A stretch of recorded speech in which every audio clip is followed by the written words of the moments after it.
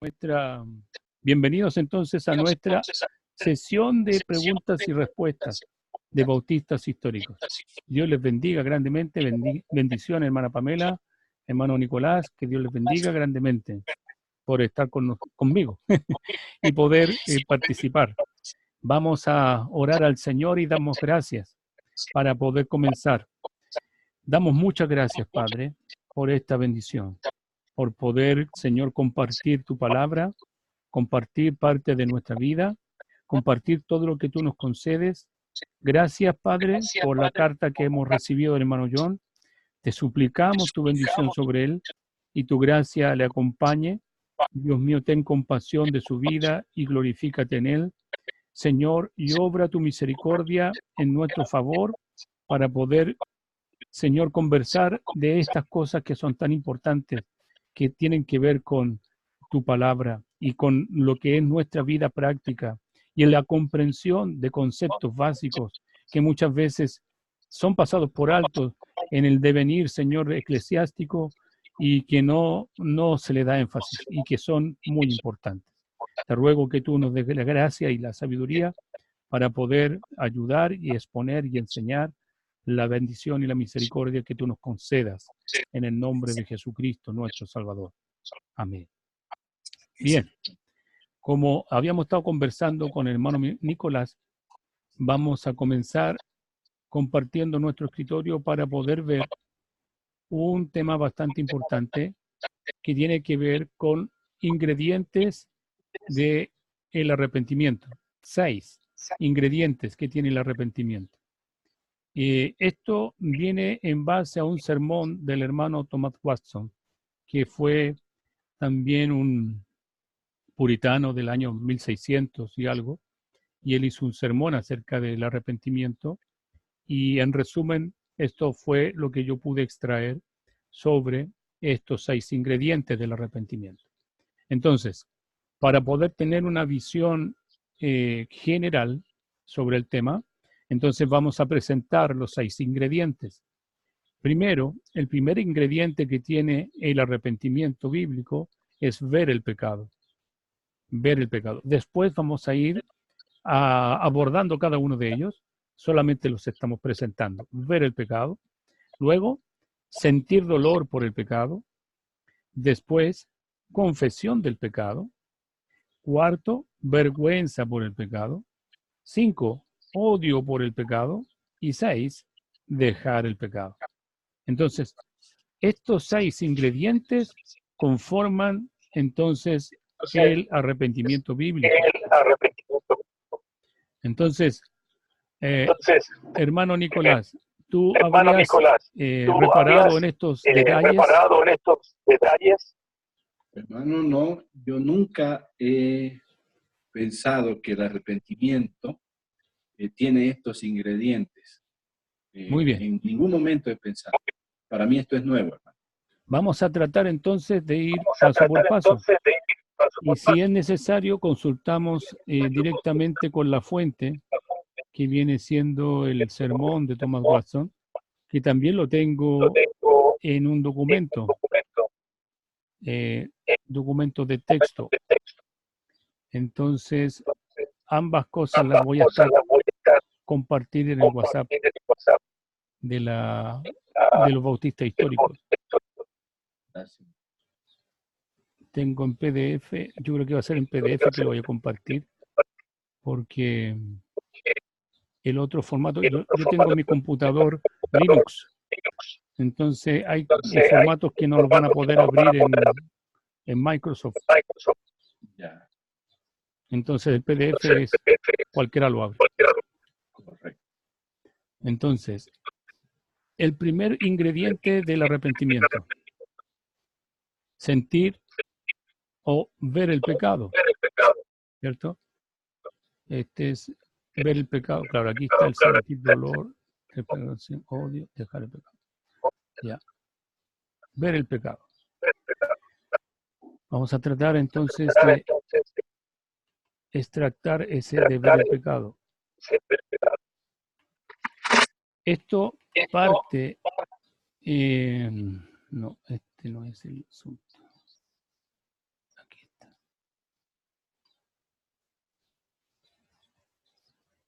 parte con ver el pecado.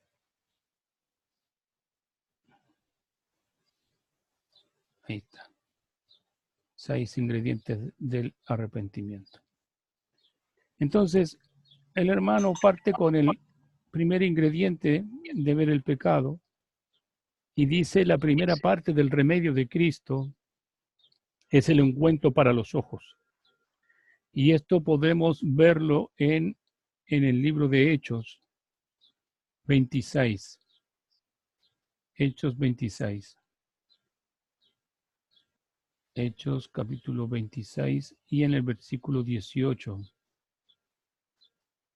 Entonces, ahí dice claramente, para que abra sus ojos, para que se conviertan de las tinieblas a la luz y de la potestad de Satanás a Dios, para que reciban por la fe en mí perdón de pecados y herencia entre los santificados.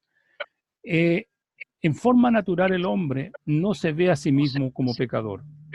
En forma natural el hombre cree que es bueno, que merece el favor de Dios, y cuando no cree en Dios cree que es merecedor de toda buena suerte y de puras, si no es creyente, bienaventuranzas, nosotros los creyentes de puras bendiciones de parte de Dios y elogios, porque somos realmente personas buenas. Eso es cuando estamos en nuestro estado natural. En nuestro estado natural no vemos el pecado. Entonces, el versículo 18 del libro de los Hechos dice, para que abra sus ojos. Entonces, para que se conviertan de las tinieblas a la luz, para que haya un convertimiento, para que haya un arrepentimiento, lo primero que tenemos que es abrir nuestros ojos. De ninguna otra manera. Por algo, la bienaventuranza dice, bienaventurados los pobres, ¿cierto? Parte diciendo, bienaventurados los pobres. ¿Y cuáles son los pobres?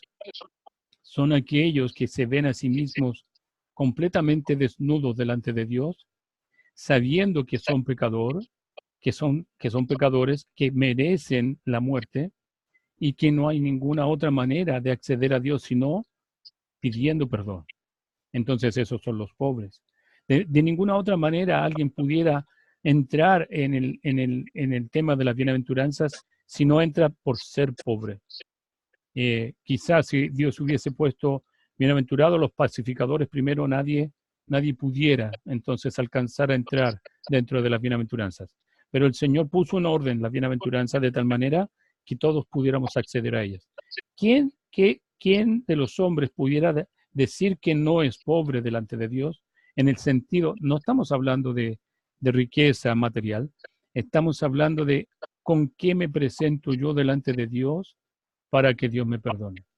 Entonces, lo primero o el primer requisito para que Dios salve a un hombre es que el hombre sea pecador, pero no en el sentido del conocimiento de parte de Dios, sino que de su propio conocimiento de sí mismo delante de Dios.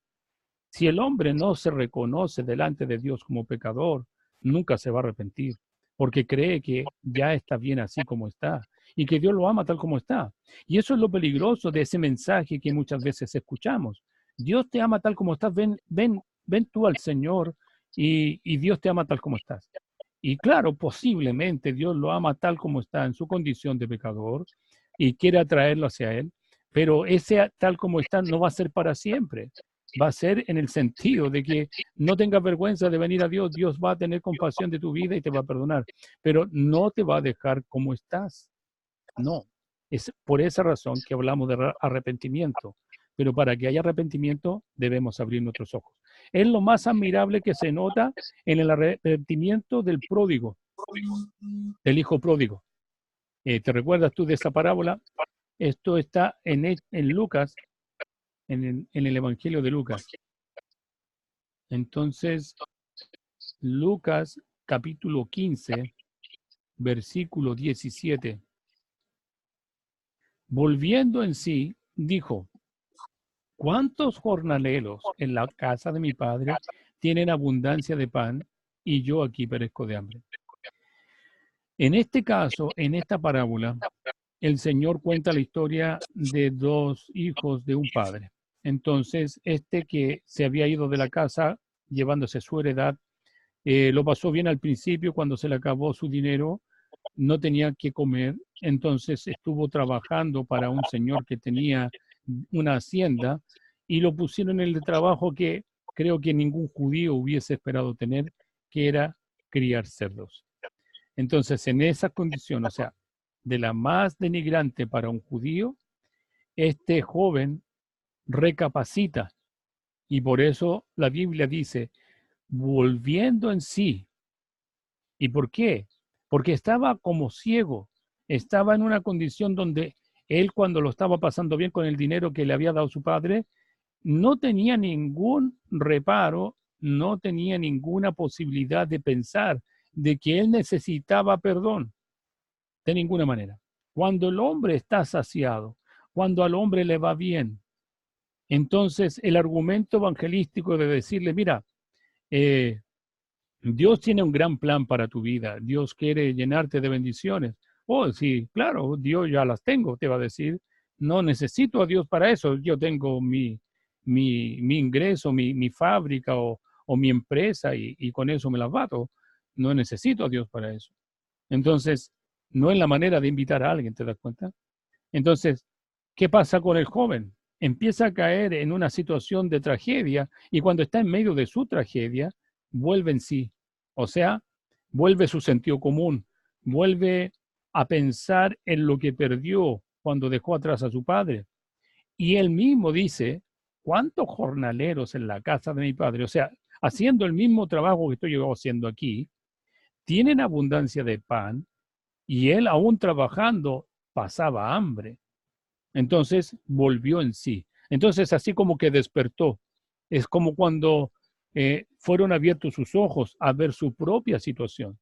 Se vio a sí mismo como un pecador y nada más que un pecador. ¿Te das cuenta? Entonces, ese es el primer paso, verse a sí mismo como un pecador y nada más que un pecador. ¿Cuánto aportamos tú y yo para que el Señor nos perdonara? ¿Cuánto aportamos nosotros como creyentes cuando llegamos a los pies del Señor? Absolutamente nada.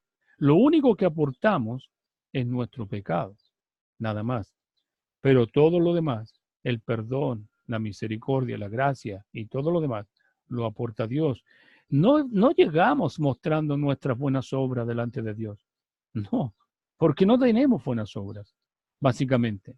Y aun cuando las tuviéramos delante de Dios, según Isaías, lucen como un trapo de inmundicia. Entonces, es imposible que lleguemos a las plantas del Señor a presentarnos y decir, mira cuántas buenas obras he hecho, yo también quiero la vida eterna, como más o menos lo decía el joven rico. En este caso, este otro hombre, el hijo del padre, aquel menor que se fue, él vuelve en sí y se da cuenta que es un miserable pecador. Y mira lo que dice en el verso 18. Empezó a recapacitar de tal manera que dice, me levantaré, iré a mi padre y le diré, Padre, he pecado contra el cielo y contra ti. Entonces, allí tenemos la verdad. ¿Te das cuenta? La verdad de que este hombre vuelve en sí de tal manera que quiere devolverse y pide perdón. Ahí, entonces, antes de que el hombre pueda venir a Cristo, tiene que volver en sí primero. Salomón en su descripción del arrepentimiento considera esto el primer ingrediente. Esto cuando Salomón está orando por la consagración del templo y él está orando en Primera de Reyes, en el capítulo 8 y en el verso 47. En el verso 47 dice, el verso 46 para que vayamos comprendiendo el contexto, si pecaren contra ti, porque no hay hombre que no peque. Salomón tenía bien claro eso. Mira, no estamos hablando del Antiguo Testamento, estamos hablando de un rey de Israel, pero que tenía mucha claridad con respecto a la condición humana. Si pecaran contra ti, porque no hay hombre que no peque. Si estuvieres airado contra ellos, si los entregares delante del enemigo, para que los cautive y lleve a tierra enemiga, sea de lejos o de cerca. Y ahí está el verso 47. Y ellos volvieren en sí, ¿Te das cuenta? Ahí también hay una situación donde el pueblo había estado pecando, lo había estado pasando bien, qué sé yo, y de repente viene Dios, pone su mano, viene un enemigo, los captura, se los lleva lejos. ¿Y qué pasa con esa tragedia? Los hace volver en sí. En la tierra donde fueren cautivos y se convirtieren y oraren a ti en la tierra de los que los cautivaron y dijeron, pecamos, hemos hecho lo malo, hemos cometido impiedad. Entonces, ¿te das cuenta cómo la persona naturalmente no se ve a sí mismo como pecador? Y se convirtieron a ti de todo corazón y de toda su alma en la tierra de sus enemigos. Entonces, ahí está el concepto de tener que volverse a Dios. Si se convirtieren, si se volvieren a Dios, si se comparan con Dios y se encuentran pecadores, ¿cómo entonces van a reaccionar? Volviendo en sí. El hombre tiene que primero reconocer y considerar cuál es su pecado y conocer la plaga de su corazón antes de poder debidamente humillado, antes de poder ser debidamente humillado por Dios. La primera creación de Dios fue la luz. De igual modo, lo primero que sucede en el arrepentido es la iluminación. Y la iluminación. Mas ahora sois luz en el Señor. Efesios 5:8. El ojo se hizo para ver igual que para llorar. El ojo lo hizo Dios para ver como también como para llorar. Hay primero que ver el pecado antes de llorar por el pecado.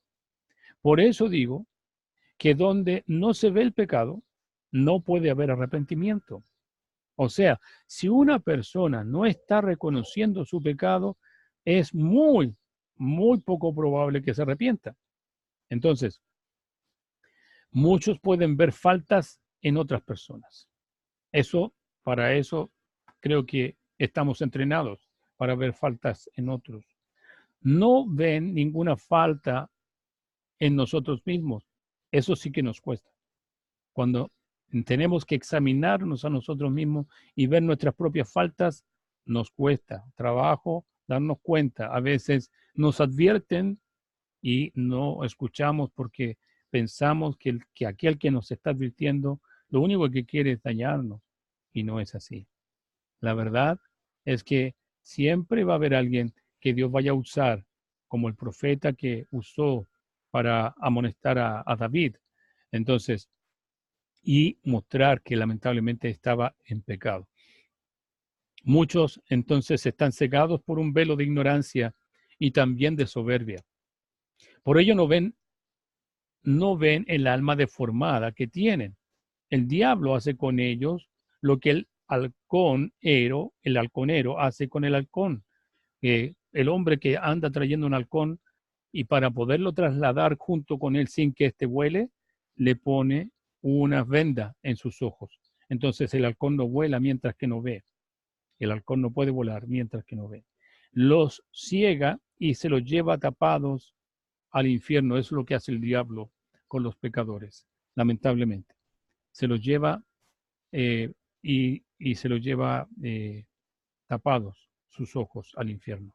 Entonces eso tiene que ver con el ver el pecado, que es el primer ingrediente. El segundo ingrediente, y se nos va a terminar el tiempo en un rato, como siempre voy a demorarme en solamente abrir de nuevo la sesión y volvemos a entrar. Entonces, como segundo ingrediente tenemos el sentir dolor por el pecado, que es lo que muchas veces más identificamos con el arrepentimiento, el sentir dolor por el pecado. Entonces, este dolor por el pecado, tiene que ver con un dolor piadoso. El dolor piadoso debe ser interno, más que externo. Ahora, si exteriorizas el dolor mediante el llanto, todo bien, mientras que el dolor venga desde dentro. Porque hay personas que son bastante actores y que saben actuar, llorar inclusive, y compungirse, pero no está dentro de lo que podríamos llamar congruente dentro de lo que siente por dentro a lo que expresa por fuera. Me contristaré por mi pecado, está en Salmos 38, 18. Ambrosio, un obispo de Milán, que más o menos estuvo entre el 339 y el 397 después de Cristo. En el siglo IV, teólogo trinitario, compositor de himnos, llama al dolor o contrición la amargura del alma. La palabra hebrea para estar contristado significa tener un alma así, por así decir, crucificada. Esto debe ser parte del verdadero arrepentimiento. Y mirarán a mí, a quien traspasaron, y llorarán, según Zacarías 12:10, como si sintieran clavos de la cruz en su costado. El que una mujer espere dar a luz un hijo sin dolores es igual que uno espere tener arrepentimiento sin dolor. Desconfíe de que el que puede creer sin dudar, y desconfíe de aquel que se arrepiente sin sentir ningún tipo de dolor interno. Este dolor por el pecado no es superficial, es una agonía verdadera y santa, y eso es importante. Por eso que digo que a veces hay cosas que se pueden actuar, pero cuando es real, esa agonía viene desde dentro hacia afuera. Entonces, es lo que llaman las escrituras el quebrantamiento de corazón. Los sacrificios de Dios son el espíritu quebrantado, según dice entonces Salmo 51:17. Y un corazón rasgado, rasgad vuestro corazón, Joel 2:13.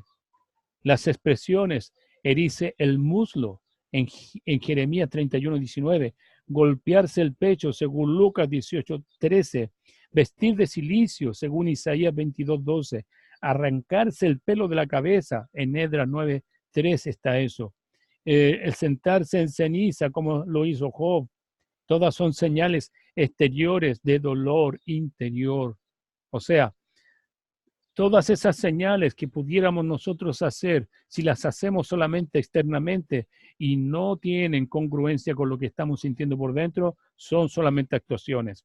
Pero si estas están acompañadas de un dolor interno, entonces eso sí que es un verdadero arrepentimiento exteriorizado. Entonces el dolor piadoso debe ser interno. El dolor piadoso es honesto.